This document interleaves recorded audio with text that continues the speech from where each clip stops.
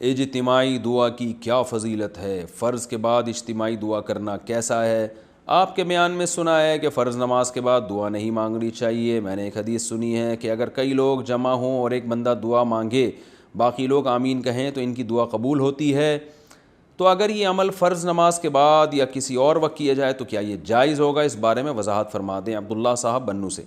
دیکھیں، جو آپ نے حدیث کا حوالہ دیا، میرے علم میں ایسی کوئی روایت نہیں ہے، البتہ اجتماعی دعا مانگنا جائز ہے اور نبی صلی اللہ علیہ وسلم صحابہ سے ثابت بھی ہے۔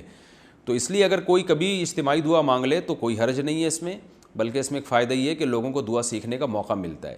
لیکن جو متعین وقتوں میں لوگوں نے اجتماعی دعا کو ضروری سمجھ لیا ہے اور یا سنت سمجھ لیا ہے خاص وقتوں میں، تو وہ ثابت نہیں ہے۔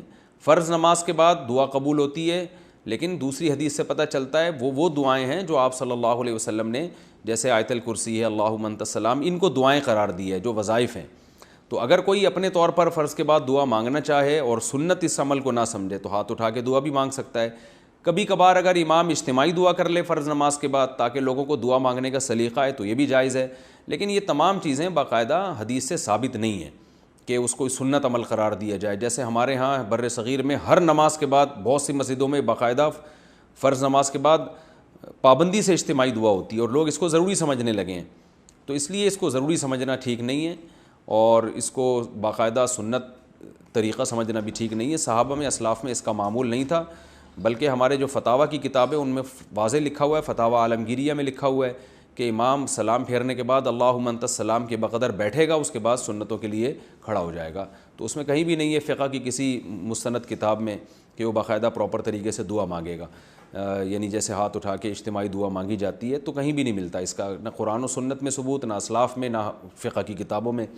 تو لیکن بہرحال اس مسئلے میں شدت جائز نہیں ہے، اماموں پہ فتوے لگانا جائز نہیں ہے۔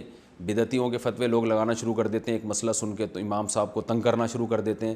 فرض نماز کے بعد دعا مانگنا وہ اتنا بڑا مسئلہ نہیں ہے، لیکن فتنے سے بچنا، ایک دوسرے کا احترام کرنا، یہ زیادہ اہم مسئلہ ہے۔ تو آپ ایسا نہ ہو کہ ایک چیز کو ختم کرنے کا وہ طریقہ اختیار کریں جس سے مسجد میں لڑائیاں شروع ہو جائیں یا لوگ مسجد کے اماموں کا ادب و احترام چھوڑ دیں، تو یہ طریقہ بالکل ٹھیک نہیں ہے۔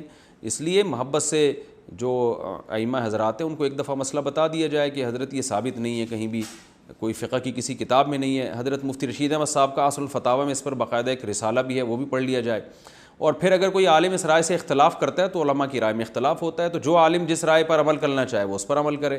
جو ہماری رائے تھی، جو ہمیں تحقیق سے سمجھ میں آئی، وہ ہم نے بتا دی۔ تو خلاصہ یہ ہے کہ کسی بھی رائے پر عمل کریں، پھڈے بازی نہ کریں، لڑیں نہیں، ایک دوسرے کے خلاف فتوے بازی نہ دیں۔ تو ہماری رائے جو جس پر ہمیں اطمینان ہے وہ یہی ہے کہ یہ نماز، یہ جو دعا ہے فرض نماز کے بعد باقاعدہ پراپر طریقے سے ہاتھ اٹھا کے اور اجتماعی سطح پہ، یہ ثابت نہیں ہے۔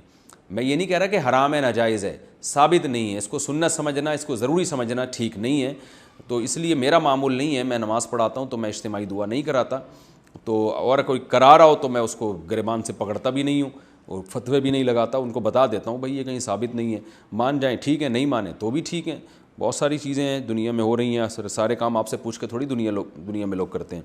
تو اس لیے اس کو جو بہت زیادہ اگر یعنی قابل ملامت وہ ہے کہ اگر کوئی امام نہیں کر رہی ہے دعا تو اس کو بھی ملامت نہ کریں، لیکن لوگ چھوڑتے نہیں ہیں، لوگ امامت سے نکال دیتے ہیں کہ آپ نے یہ دعا نہیں مانگی تو مسجد سے نکال دیتے ہیں اس کو، تو یہ تو زیادتی ہے نا۔